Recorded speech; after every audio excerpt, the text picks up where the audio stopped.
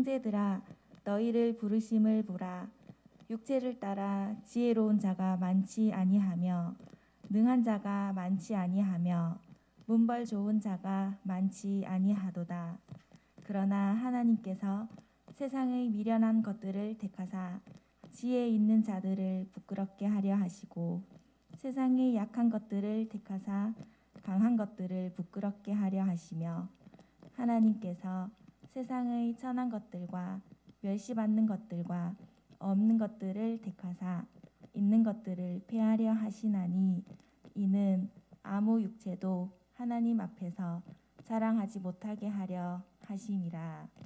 너희는 하나님으로부터 나서 그리스도 예수 안에 있고 예수는 하나님으로부터 나와서 우리에게 지혜와 의로움과 거룩함과 구원함이 되셨으니 기록된 바 자랑하는 자는 주 안에서 자랑하라 함과 같게 하려 함이라. 아멘. 우리에게 말씀 주신 하나님을 찬양합니다.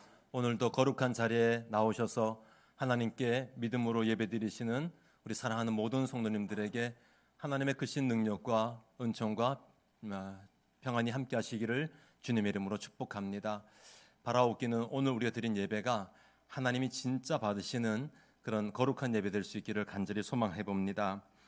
우리 인간에게는 누구나 자랑하고 싶은 그런 본능이 있습니다. 여러분, 자랑하는 분들의 얼굴을 한번 보시면은 자랑하는 분들 중에서는 인상을 찡그리는 분이 한 분도 없습니다. 이 말은 자랑할 때 행복을 느낀다는 말이 되겠죠. 그러나 자랑할 거리가 없으면은 삶이 굉장히 무료해지기도 합니다. 우리가 모두 해보셔서 아시겠지만 이 자랑하는 재미 제법 쏠쏠합니다. 오늘 자랑에 대한 얘기를 좀 하려고 합니다. 역사 가운데 자기 자랑에 굉장히 광신적인 그런 사람이 있었습니다. 여러분도 잘 아시는 로마의 네로 황제. 여러분, 네로 황제는 한번 좀 들어보셨죠? 이 네로 황제가 굉장히 자기 자랑에 광적인 그런 사람이었다고 합니다. AD 66년 로마에서 개최된 고대 올림픽, 고대 올림피아드에서 주최국이 로마여서 그런지 이 네로가 자기 유리한 종목들을 택했어요. 여러분 아마 처음 들어보신 분도 계실 텐데 로마 황제가 금메달을 4개를 땄습니다. 놀라시죠, 그죠? 로마 황제가 황제였음에도 불구하고 금메달리스트였어요. 그것도 사관왕.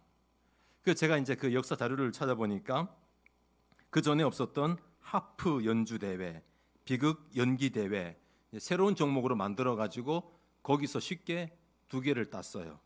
그리고 헤럴드라는 경기라고 해서 소식을 빨리 전하는 전령 경기 대회가 있는데 여기에서도 또 메달 하나 땄고요. 또 말이 이끄는 전차 경주 대회는 아주 웃긴 이야기가 하나 있습니다. 이 네로 황제가 몰고 가던 전차가 가다가 이제 넘어졌어요.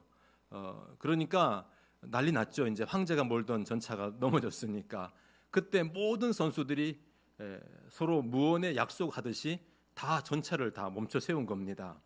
그리고 네로의 전차를 세운 다음에 다시 이제 경기를 시작을 하는 거예요. 그 폭군 네로를 무시하고 그냥 경기를 할 수 있는 사람이 아무도 없었던 것 같습니다.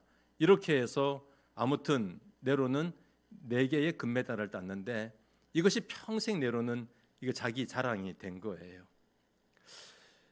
여러분, 성경 예레미야서에 보면은 금지해야 할 3가지 자랑에 대한 이야기를 하고 있습니다. 학자는 지혜로운 사람은 지혜를 자랑하지 말라 했고, 용사는 그의 용맹, 힘을 자랑하지 말라고 하셨고, 부자는 돈을 자랑하지 말라고 그렇게 말씀했습니다. 이 성경에서는 이런 것들에 대한 자랑은 금기사항으로 우리에게 말씀하고 있습니다. 그러면서 성경은 우리에게 아주 적극적으로 우리가 자랑해야 될 것을 권면하고 있습니다. 오늘 본문 말씀 31절에 보면은 기록된 바 자랑하는 자는 주 안에서 자랑하라. 아멘. 성도의 자랑은 주님 안에서 해야지 그것이 참 보기 좋은 자랑, 아름다운 자랑이라는 것입니다.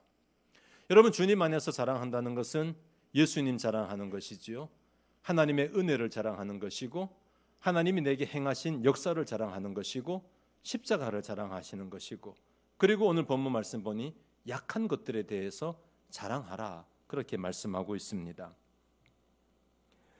여러분, 사도 바울은 육신적으로 보면은 자랑거리가 참 많은 사람이었습니다. 그러나 그가 예수님을 믿고 난 다음에 지난 날의 자랑들을 별 쓸모없는 것으로 그렇게 여기고 있고, 오히려 새로운 자랑거리를 그는 탐구하기 시작을 했습니다. 사도 바울을 보면은 크게 예수님 자랑 많이 했고요, 또 십자가 자랑했고요, 그리고 약한 것들에 대해서 자랑을 했습니다.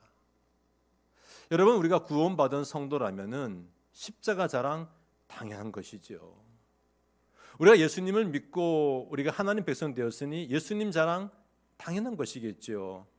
예수님 자랑과 십자가 자랑은 쉽게 우리가 이해하고 수긍을 할 수 있습니다.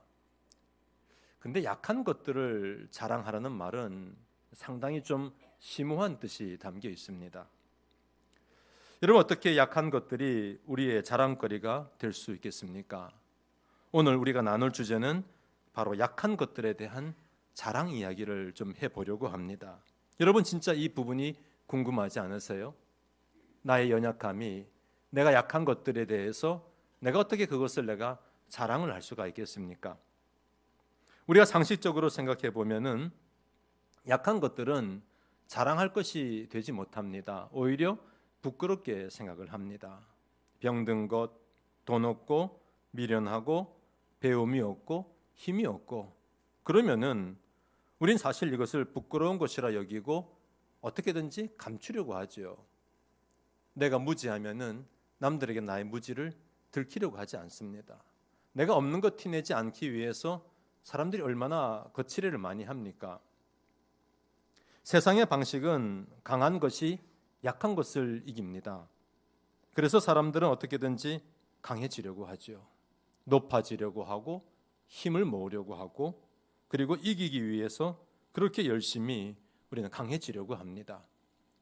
그러니 모든 사람들이 약한 것은 숨겨두고 강한 것들, 내세울 수 있는 것들에 대해서 우리가 자랑할 때가 얼마나 많이 있습니까? 근데 신앙생활은 역설입니다. 신앙생활은 우리에게 강한 것이 아니라 약한 것들을 자랑할 수 있어야 된다라고 그렇게 말씀하고 있습니다. 약할 그때가 곧 강함이라고 성경은 우리에게 이야기를 합니다.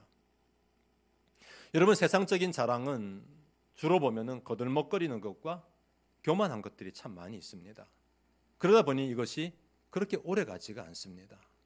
세상 자랑은 사람들이 들어도 그 자랑을 한두 번 정도는 들을 수 있는데, 그 자랑을 오래 들으면은 그 자랑이 실증나고 마는 것입니다. 그러나 믿음의 세계에서의 약한 것이 왜 자랑이 될 수 있냐면은 그 약한 것 때문에 우리는 겸손하게 되고, 겸손한 자에게 하나님의 능력이 임하기 때문에 그렇습니다. 여러분, 이 원리를 기억하십시오. 내가 약해지면 약해질수록 하나님이 강하게 일하시기 때문에 우리는 그 약함이 우리가 믿음 안에서 강하게 우리가 역사할 수 있는 것입니다. 그러면 어떤 분들은 이렇게 오해하실 수가 있습니다. 이것저것 다 갖춘 사람들은 그럼 하나님 일에는 쓰임 받지 못하겠네요. 우리가 신앙생활 잘 할 수가 없겠네요. 여러분, 이것은 절대적으로 오해입니다. 여러분, 성경 말씀에 보면은 많이 갖춘 사람들이 하나님께 그렇게 쓰임 받는 경우가 좀 적다라는 의미에서 그런 말씀을 드리는 것이지, 다 갖춘 사람들은 아예 하나님의 일에서 배제된다, 그 얘기가 아닙니다. 자, 26절 말씀을 한번 보시기 바랍니다. 형제들아, 너희를 부르심을 보라. 너희 공동체를 한번 보십시오. 육체를 따라 지혜로운 자가 많지 아니하며 능한 자가 많지 아니하며 문벌 좋은 자가 많지 아니하도다. 여러분, 그렇지 않습니까? 주님이 세우신 교회 공동체를 보면은 그렇게 능력 있는 사람들이 많이 모이지는 않습니다. 적다는 것이지요. 여러분, 이것저것 다 갖춘 사람도 하나님께 얼마든지 쓰임 받을 수가 있습니다. 대표적인 사람이 바로 사도 바울 아닙니까? 그런데 이 말씀은 그만큼 이것저것 다 갖춘 사람들이, 하나님께 쓰임 받는 사람들이 그만큼 많지는 않다라는 것을 우리에게 이야기를 하고 있는 것입니다. 보편적으로 보면은 하나님은 좀 부실한 사람들을 많이 쓰십니다. 오늘 우리가 함께 말씀에 포커스를 둘 방향성은 하나님은 어떤 사람들을 주로 택해서 쓰기를 원하시는가, 하나님은 주로 어떤 사람들을 하나님은 사용하시는가에 대해서 오늘 말씀 속에서 함께 나누려고 합니다. 첫 번째는 하나님이 택하는 사람들은 바로 미련한 것들을 택하사라고 말씀했습니다. 27절 상반절을 제가 읽어드리겠습니다. 그러나 하나님께서 세상에 미련한 것들을 택하사 지혜 있는 자들을 부끄럽게 하려 하시고. 하나님은 주로 어떤 사람들을 쓰시냐? 첫 번째 말하기를 미련한 것들을 택해서 세상에 지혜로운 자들을 부끄럽게 하신다, 그렇게 말했습니다. 여러분, 오늘 성경 말씀 본문인 이 고린도전서, 이 고린도전서의 배경이 되는 교회는 당연히 고린도 교회입니다. 여러분, 고린도 교회는 사도 바울이 개척한 교회였습니다. 그래서 누구보다도 이 고린도 교회의 실정을 잘 알고 있는 사람이었습니다. 여러분, 고린도라는 도시는 무역 항구 도시로서 지금 가봐도 엄청나게 분주한 도시 가운데 하나가 고린도라는 도시예요. 여러분, 이 고린도라는 도시는 모든 것의 요충지입니다. 군사, 경제, 무역, 또 문화, 종교, 모든 것의 집합지가 바로 고린도예요. 여러분, 이 고린도가 어딘지 아십니까? 오늘날의 바로 그리스입니다. 여기에 모든 것들이 다 몰려와요. 그러니 돈 많은 사람도 있고 권력이 있는 사람도 있고 모든 종교자들도 다 이곳에 모입니다. 게다가 헬라 문화권에 속해 있기 때문에 여기에는 네노라 하는 지식인들, 바로 철학자들이 이 도시에서 많이 배출이 되고 또 많이 모여들었습니다. 하지만 고린도 교회는 주로 어떤 사람이 모였냐면은 주로 하층민들이나 노예들이 주로 이 고린도 교회의 구성원이 되었습니다. 여러분, 사도 바울이 이 선교 여행을 하러 다녔는데 그때 하나님이 고린도에 좀 제법 오래 머물게 허락하셨어요. 그래서 1년 반, 18개월 동안 고린도에 머물면서 거기에서 사람들을 가르치고 또 복음을 증거했었습니다. 그때 바울이 전한 복음을 들었던 사람들이 누구였냐면은 바로 이 하층민 사람들이 주로 들었다는 겁니다. 대부분 낮은 지위의 사람들이 그 복음을 받아들였어요. 젊고 또 상류층 사람들, 또 있는 사람들, 이런 사람들은 복음을 받아들이지를 않았습니다. 기독교가 전하는 십자가의 도를 그들은 미련한 것으로 그렇게 천대하고 무시했던 것이었습니다. 하지만 하나님의 은혜가 갈급했던 사람들, 또 성령님이 준비했던 사람들은 순수하게 그 복음을 듣고 그 복음 속에서 예수님을 영접하는, 그래서 고린도 교회의 구성원이 주로 대부분 다 지위가 낮은 사람들이었습니다. 여러분, 이것은 우리나라도 마찬가지지요. 우리나라에 지금 복음이 들어온 지가 약 120년, 130년 가량 되었습니다. 근데 그 전에 이 복음이 들어올 때에 상류층부터 들어온 것이 아니었어요. 여러분도 아시지만 대부분 노비, 백정, 천민들, 무식한 사람들, 배우지 못한 많은 그런 사람들이 바로 복음을 처음 받아들였던 사람들이었습니다. 사랑하는 성도 여러분, 하나님의 일하심에 독특함이 있음을 기억하시기를 바랍니다. 우리가 사람을 고용한다면은 최대한 갖춘 사람, 그리고 여러 가지 실력이 있는 사람, 그런 사람들을 최우선적으로 우리는 고용하게 될 것입니다. 하지만 하나님의 일하심에는 오히려 정반대인 경우가 대부분이라는 사실입니다. 미련한 사람들을 택해서 하나님 일하기를 좋아하시고 그 사람들을 세워가지고 오히려 똑똑한 사람들, 지혜 있는 사람들을 부끄럽게 하는 것이 바로 하나님의 일하시는 방식이라는 것입니다. 여러분, 지식이 있는 사람들이 왜 신앙을 잘 받아들이지 못할까요? 이 사람들에게 가장 큰 약점은 바로 이성적으로 그리고 상식적으로 자꾸만 받아들인다는 것입니다. 이분들이 가장 선호하는 것이 뭐냐면은 이해가 되면은 순종하겠다라는 것입니다. 근데 하나님의 말씀은 순서가 바뀌어야 된다는 거예요. 믿고 순종하면은 다 이해가 되는 것이 성경의 원리인데, 지식적이고 이성적인 사람들은 합리적으로 생각하고 그리고 이해된 다음에 내가 움직여야 된다라고 그렇게 믿는 사람들입니다. 여러분, 이 순서를 바꾸지 못하면은 평생 얕은 신앙만 하시는 거예요.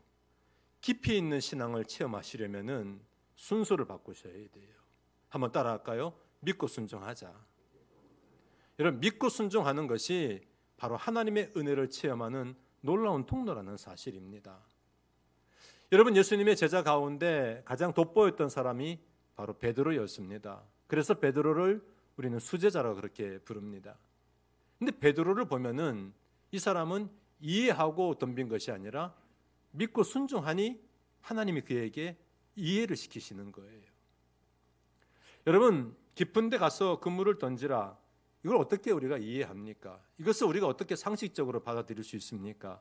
근데 믿고 순종하니 하나님이 놀라운 일들을 체험하게 하시는 겁니다. 성전 앞에, 미문 앞에 앉아있던 나면서 걷지 못했던 장애인이 있었습니다. 근데 이 사람을 그가 이해한 다음에 아마 했다면은 어떤 하나님의 역사도 맛볼 수가 없었을 것입니다. 그러나 믿고 예수님의 이름으로 선포하니 그 사람이 일어나는 놀라운 기적을 체험하게 된 것입니다. 여러분, 영적인 원리를 기억하십시오. 똑똑하면은 우리가 하나님을 자꾸 이해하려고 들지만 우리가 미련하면은 하나님 말씀이 맞는 줄 알고 믿고 순종하는 경향이 많기 때문에 오히려 하나님은 미련한 사람들을 쓰시는 경우가 참 많이 있습니다. 우리가 만약에 똑똑하면은, 똑똑한 채 한다면은 하나님이 한 걸음 뒤로 물러나실 겁니다. 그래, 네가 똑똑하니 네가 해봐라. 그렇지 않으시겠습니까?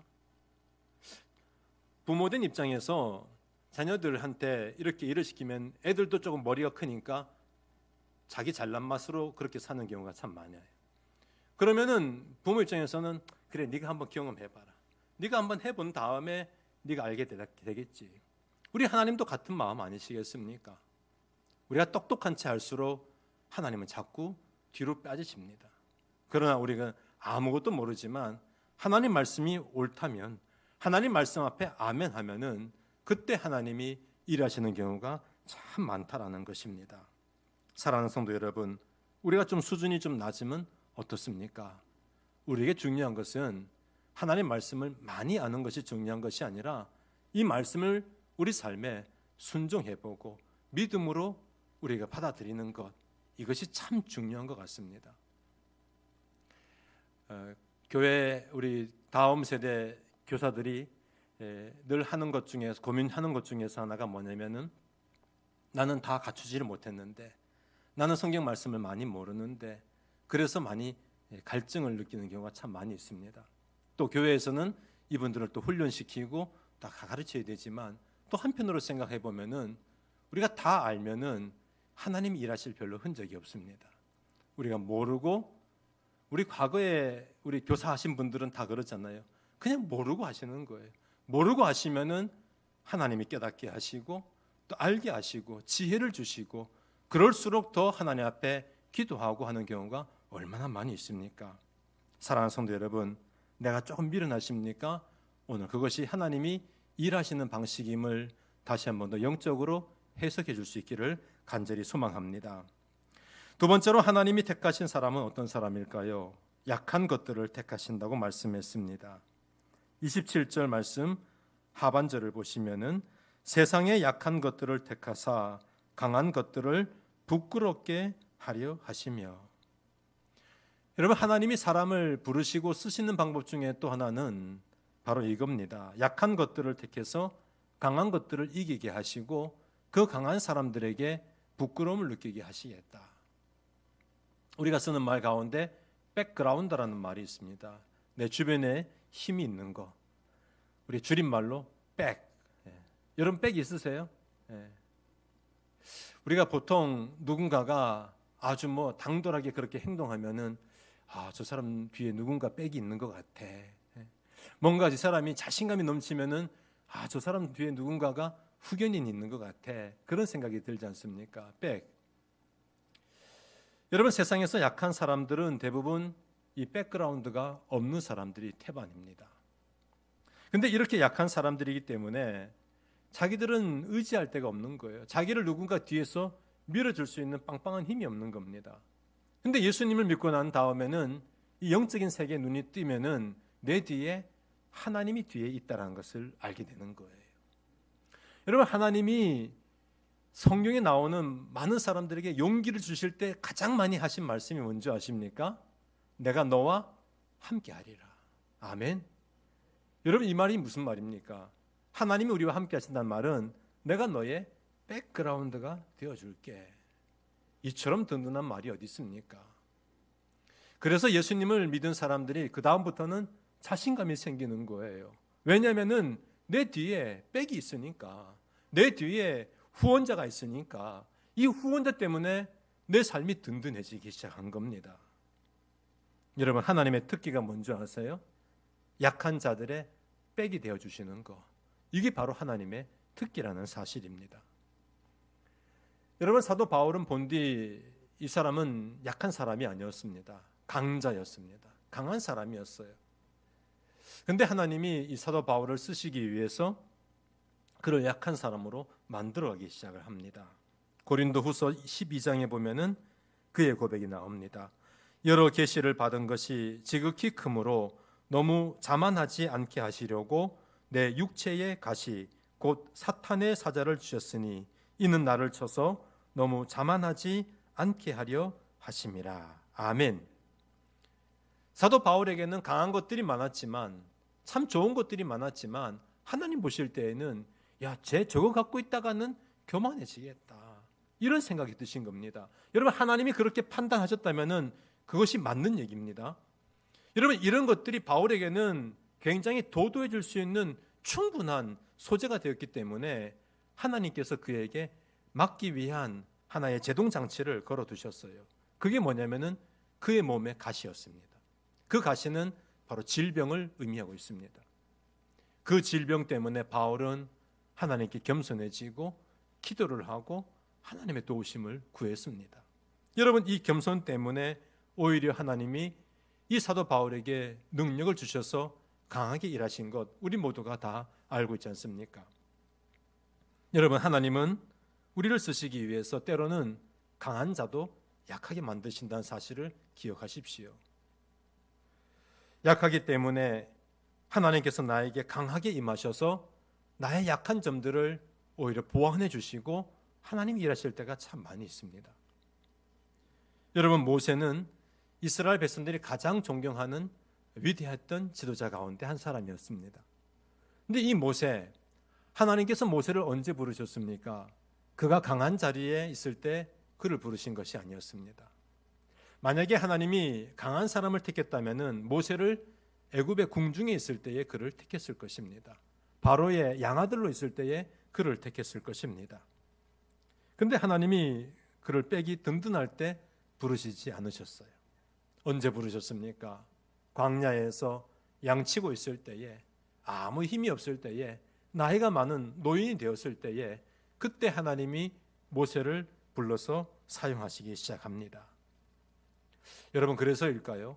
모세가 40년 동안 이스라엘 백성들 데리고 광야길을 가는데 한 번도 모세가 하나님 앞에서 항거하거나 대든 흔적이 없어요. 아마 모세는 그런 마음이었을 겁니다. 날 불러주시니 고마울 따름이라. 나 같은 사람을 하나님 불러주셨으니 그냥 감지덕지합니다. 그래서인지 모세는 절대 충성, 절대 복종하는 삶을 살아가는 것입니다. 우리도 마찬가지 아니겠습니까? 우리가 만약에 강하면은 하나님한테 우리도 할 말이 있을 것 같아요. 하나님, 나도 있는 구석이 있거든요. 근데 약하기 때문에 하나님 말씀이 옳습니다. 하나님의 능력을 의지합니다. 하나님이 하신다면 하시는 것이겠죠.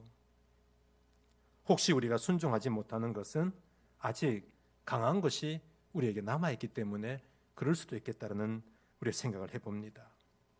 여러분, 다윗이 골리앗 장군을 언제 이긴 줄 아십니까? 17살 청소년 시절에 골리앗 장군을 무너뜨렸습니다. 여러분, 다윗이 이기게 한 것입니까? 하나님이 다윗을 통해서 이기게 하신 것입니다. 기드온에게는 300명이라는 소수의 군사들이 있었습니다. 이 군사들이 그 미디안의 사람들을 만나서 아말렉 군사들과 만나서 그렇게 싸워서 이겼습니다. 여러분, 이것이 기드온과 백성들의 힘이겠습니까? 하나님이 그를 이기게 만들어 주신 것이겠죠. 여러분, 그 원리는 우리도 동일합니다. 우리가 어떻게 골리앗을 이길 수 있습니까? 우리가 어떻게 미디안 그 많은 군사들을 이길 수 있습니까? 근데 하나님이 우리의 백그라운드가 되어 주셔서 우리 약함을 보호해 주시고 하나님의 강함을 드러내신다면은 틀림없이 우리는 항상 승리, 항상 성공, 항상 형통의 길을 걸어갈 수가 있게 되는 것입니다. 사랑하는 성도 여러분, 약한 때에 하나님이 강하게 일하십니다. 이스라엘 백성들을 왜 택하셨습니까? 이스라엘 백성들이 강해서일까요? 성경은 말합니다. 여호와께서 너희를 기뻐하시고 너희를 택하심은 너희가 다른 민족보다 수요가 많기 때문이 아니니라. 너희는 오히려 모든 민족 중에 가장 적으니라. 아멘. 가장 약한 민족이기 때문에 하나님이 쓰시는 거예요. 여러분, 이런 하나님의 놀라운 방법을 빨리 터득하시기를 바랍니다. 우리가 보통 운동선수들이 힘 빼야지 자기 컨디션을 최상적으로 발휘할 수 있는 거 아닙니까? 근데 너무 힘이 들어가 버리면은 내가 뭔가를 좀 해보려는 의지가 강해지는 거죠. 하지만 진짜 프로들은 최대한 힘을 뺍니다. 평상시 연습했던 대로만 하면은 최상의 기량을 발휘할 수 있기 때문에 힘 빼는 것이 관건이라고 그렇게 얘기합니다. 하나님도 우리에게 말씀합니다. 야, 어깨에 너무 힘이 많이 들어가 있다. 머리에 너무 지식이 너무 많이 들어가 있다. 좀 빼라. 힘 빼고 오늘 하나님이 일할 수 있는 최적의 상황으로 만들어낸 것입니다. 만약 우리가 약한 구석이 많다면은 하나님이 쓰시기에 최적의 상태입니다. 오늘 이 원리를 빨리 기억하시고 여러분 생각을 달리할 수 있기를 주님의 이름으로 축원합니다. 약한 것이 오히려 우리에게 강한 것이 될 수가 있습니다. 마지막 세 번째입니다. 하나님이 택하는 사람들은 어떤 사람들일까요? 28절 말씀 한번 같이 읽어보겠습니다. 하나님께서 세상에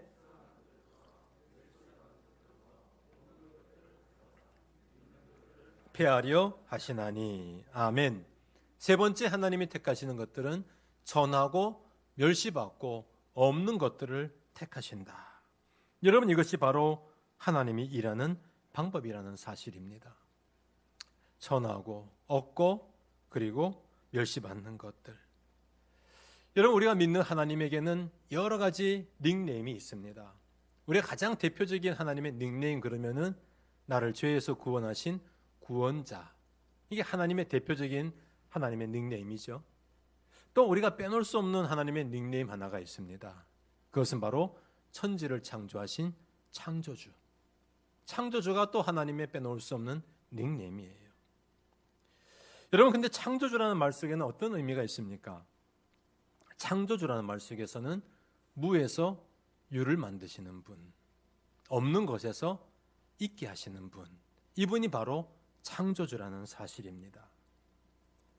그렇기 때문에 하나님이 우리와 함께 하신다면은 우리에게 없는 것은 별로 문제가 되지 않는다는 사실을 여러분 생각해 보시기를 바랍니다. 그 하나님이 우리를 부르실 때 애시당초 우리에게 뭐가 많이 가지고 있냐? 하나님 그것과는 아무 상관이 없는 거예요. 손에 보리떡이 있든지 손에 물맷돌이 있든지 하나님은 별로 그거 신경 쓰지 않아요. 누가 그걸 신경 쓰냐면은 우리가 자꾸 그걸 신경 쓰는 것이지 하나님은 하나도 신경 쓰지 않습니다. 심지어 우리 손에 아무것도 들려지지 않아도 하나님은 별로 신경 쓰지 않으세요. 왜냐하면은 그분은 창조주이기 때문에 없는 것을 있게 만드시는 분, 무에서 유를 만드시는 분이시기 때문에 있고 없음은 하나님은 전혀 문제되지 않는다. 여러분 믿음으로 아멘 하시기를 소망합니다. 여러분, 하나님은 창조주세요. 자꾸 우리는 뭔가 하나님 부르시면은 자꾸 내 속에 뭐가 있는가를 자꾸 계산합니다. 그래서 그걸 통해서 자꾸 내가 일을 해보려고 하지만 하나님 우리 부르실 때에는 전혀 관심 밖에 일이라는 사실을 우리는 생각을 해야 됩니다. 남편을 잃고 이제 빚 때문에 심각한 고민에 빠진 한 여인이 엘리사 선생님을 찾아왔습니다. 그 빚 때문에 두 아들마저 뺏길 상황이 된 겁니다. 그래서 엘리사 선지자와 상담을 하고 하나님의 도움을 구하러 그렇게 왔습니다. 이 엘리사와 이 과부 여인과 같이 얘기하다 보니 이 집에 있는 것이 하나도 없어요. 유일하게 하나 있는 게 뭐냐면은 기름 한 병. 이 기름 한 병 외에는 아무것도 이 집에 갖고 있는 것이 없습니다. 뭐 빚 갚을 지금 보니까 뭐 아무것도 없는 것이죠. 그러자 하나님이 이 엘리사에게 영감을 주시고 엘리사가 말을 합니다. 너가 할 수 있는 대로 빈 그릇들을 다 빌려와라. 할 수 있는 만큼 빌려와라. 최대한 많이 빌려와라. 이 여인이 순종하고 두 아들과 함께 빈 그릇을 빌리러 다닙니다. 바가지도 빌리고 대야도 빌리고 그래서 모든 그릇들을 빌려가지고 옵니다. 이 엘리사 선지자가 골방에 이제 들어가서 이 기름병으로 그 빈 그릇마다 기름을 부으라는 거예요. 참 이상한 일이 벌어지기 시작합니다. 이 그릇에다가 기름을 채우면은 기름이 줄어들어야 되는데 여전히 기름병은 그대로 채워져 있는 거예요. 또 빈 그릇에 붓습니다. 또 빈 그릇에 붓습니다. 이렇게 해서 자기가 가지고 온 모든 빈 그릇에다가 이 기름을 붓는데 신기하게 다 마칠 때까지 기름이 떨어지질 않는 겁니다. 마지막 빈 그릇을 채웠을 때에 그때 이 빈 병이 기름이 떨어지고 말았어요. 엘리사가 지시하기를 이 기름을 갖다가 팔아서 빚을 갚고 남은 거는 팁이다. 생활비로 써라. 그러면서 줬다는 얘기예요. 여러분, 하나님은 없어도 부르짖으면 있게 하시는 분이십니다. 우리는 자꾸 지갑을 먼저 계산하는 것이죠. 이 일을 하면은 하나님께 하려면은 이 사업 하려면은 자꾸 우리한테 뭔가 풍족이 있어야지 그 다음에 일을 하려고 하지만 하나님은 자꾸 우리한테 영적인 원리는 먼저 일하라는 거예요. 먼저 믿음으로 자꾸 일해보라는 겁니다. 하나님의 영광을 위해서 복음을 위해서 일해보라는 거예요. 그러면 이상하게 자꾸 채워진다는 겁니다. 그것이 바로 하나님 나라의 원리인 것을 왜 우리가 모르고 있습니까? 우리는 수도 없이 이런 이야기를 많이 들어왔어요. 근데 항상 남의 얘기. 이런 간증 들으면은 아멘. 야, 저 사람은 어떻게 저런 믿음이 있어서 어떻게 저렇게 하나님의 일을 저렇게 했지? 아니, 성경에 나오는 저런 인물들은 어떻게 했지? 아멘. 근데 정작 내가 그 당사자가 되면은 난 아니요. 난 자꾸 의심하는 거예요. 여러분, 오늘 말씀을 똑똑히 기억하십시오. 천하고 멸시받고 없는 자들을 택하사 있는 자들을 부끄럽게 하는 것이 하나님의 원리라면은 하나님의 자녀, 하나님 백성된 우리는 그 하나님의 원리대로 살아봐야 되는 것 아니겠습니까? 아마 우리 가운데 이분을 잘 아실 거예요. 뇌병변 장애, 예전에는 뇌성마비라 그렇게 불렀는데 송명희 시인을 아마 여러분 다 잘 아실 겁니다. 바로 이 사진에 나온 이분이세요. 가장 아름다울 때 찍으신 모습인 것 같고요. 이분 인상 쓰면 되게 무서워요. 네. 여러분, 이 송명희 시인이 우리가 뭐 간증 들어보신 분 알겠지만 잘 걷지도 못하고 말도 잘 못해요. 나름대로 뭐 소리를 내긴 내는데 아무리 귀를 대도 무슨 말인지 모를 그런 말들을 할 때가 참 많이 있습니다. 근데 이분이 예수님을 만났는데 이분의 간증을 들어보면은 예수님 만나기 전에는 굉장히 날카로웠대요. 안 그렇겠습니까? 자기에게 있는 장애가 얼마나 참 이거 아킬레스건입니까? 얼마나 예민하고 얼마나 날카롭고 폐쇄적이고 사람들 만나면 얼굴 찡그리고 만나고 이랬던 분이 예수님 만난 다음에 삶이 바뀌기 시작했어요. 얼굴이 펴지고 그리고 그 부드러운 마음으로 바뀌기 시작했고 긍정적인 마음으로 바뀌게 되었고 소망적인 사람으로 달라지고 심지어 그의 간증을 들어보면은 그의 음색까지도 달라졌다 그렇게 얘기해요. 혹시 음색에 문제 있는 분들 있으십니까? 예수님 제대로 만나시면 음색이 달라집니다. 여러분, 이분이 사람들을 향하여서 이렇게 고백했습니다. 여러분, 없다고 낙심하지 말고 믿음 가지고 소망 가지고 사십시오. 여러분, 정상적인 우리가 참 부끄러워해야 될 그런 간증 아닙니까? 우리가 잘 알고 있는 그분의 나라는 그런 시가 있고 노래가 있습니다. 그 한 대목만 제가 읽어드리겠습니다. 나는 남이 없는 것을 가졌습니다. 남이 보지 못한 것들을 믿음의 눈으로 보았고 남들이 듣지 못한 것들을 믿음의 귀로 들었고 남이 받지 못한 하나님의 사랑을 받았습니다.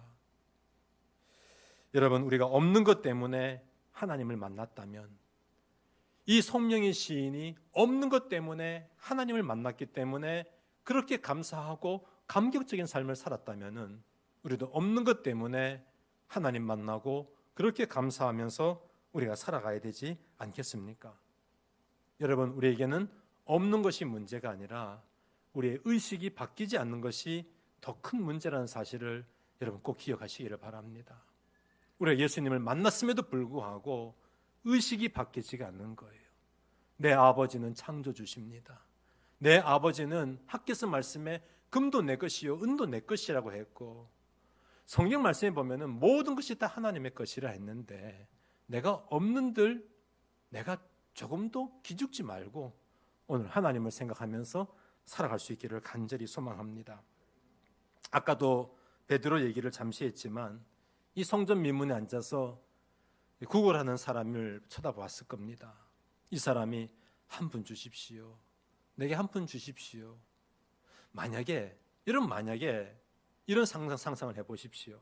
만약 베드로의 주머니에 진짜 금이 있었고 은이 있었더라면 어떻게 됐을까요? 아마 응아 하나 주면서 그냥 그렇게 얘기가 끝났을지도 모르겠습니다. 하지만 돈이 없었어요. 뭔가 불쌍한 마음에 돕고 싶은데 자기 주머니에 돈이 하나도 없었어요. 그러자 하나님이 일하기 시작을 했습니다.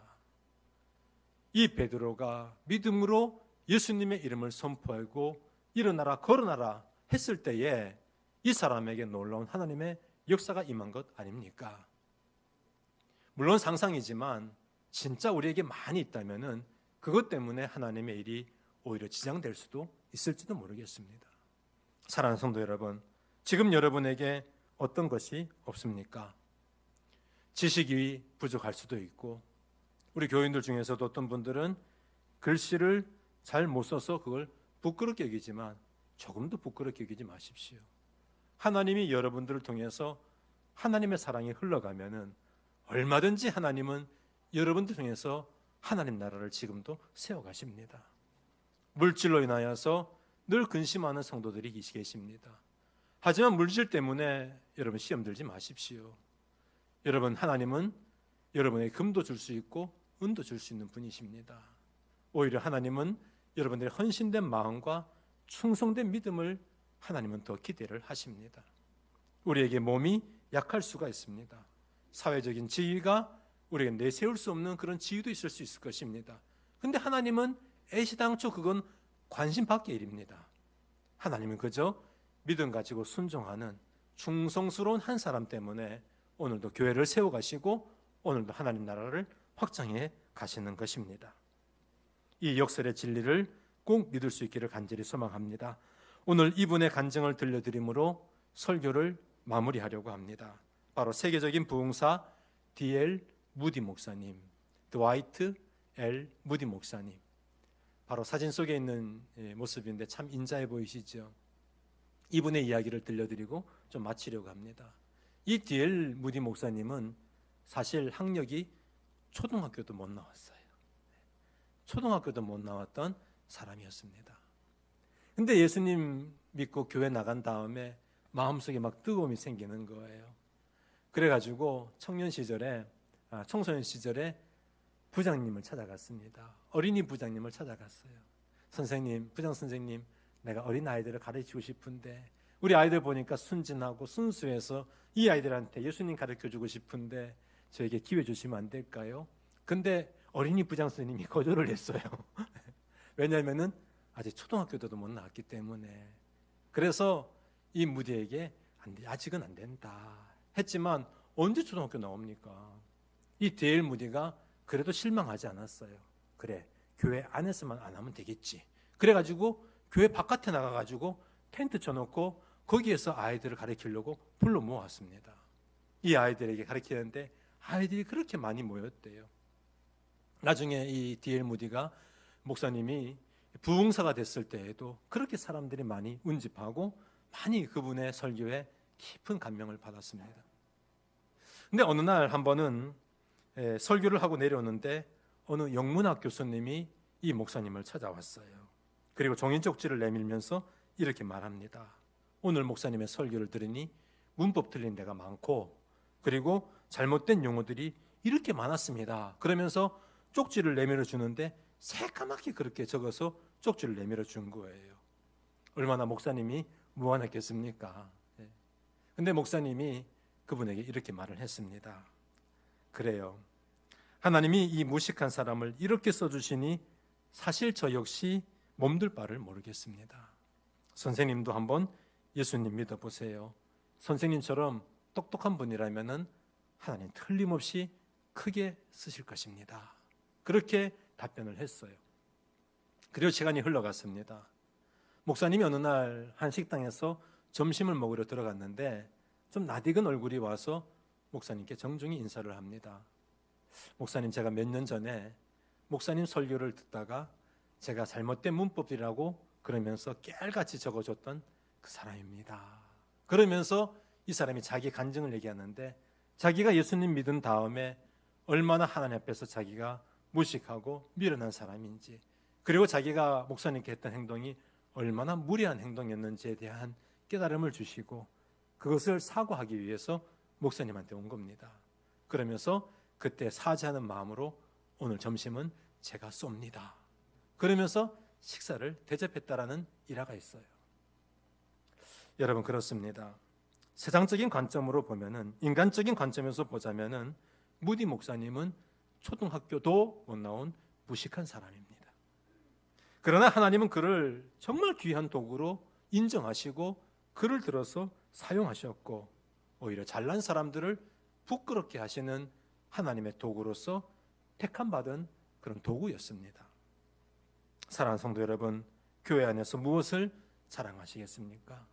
우리의 부유함을 자랑하지 마시고 우리의 학벌을 자랑하지 마시고 세상적인 지위를 여러분 자랑하지 마시고 오직 우리는 믿음의 비밀만을 자랑할 수 있기를 간절히 소망합니다. 오늘 31절에 있는 말씀처럼 자랑하려거든 주 안에서 자랑하십시오. 주님의 은혜를 자랑하시기 바랍니다. 그 성도님들이 이렇게 하나님이 내게 이런 일을 베푸셨어요 하는데 똑같은 자랑이라도요, 하나님이 내게 이렇게 일하셨어요 그러면은 얼마나 은혜가 되는지 몰라요. 근데 내가 잘나가지고 내가 지혜로워가지고 내가 이렇게 사업 번창했어요 그러면 아주 밑깔맞죠, 그죠? 들어주기가 싫어요. 저는 목사기 때문에 들어는 줍니다만은 속마음은 진짜 들어주기 싫어요. 여러분, 우리 안에 있는 믿음의 비밀만을 자랑하시고 주님 자랑하시고 예수님 자랑하시고 나의 평생 자랑은 주의 십자가로다. 십자가만 자랑하시고 오늘 하나님의 놀라우신 일들, 그리고 우리의 약함을, 우리가 미련해도 무능해도 가진 것이 없어도 우리를 사용하시는 하나님 때문에 우리 약함을 증거할 수 있는 저와 여러분 되기를 주님의 이름으로 축원합니다. 우리 약할 때 강함 되시는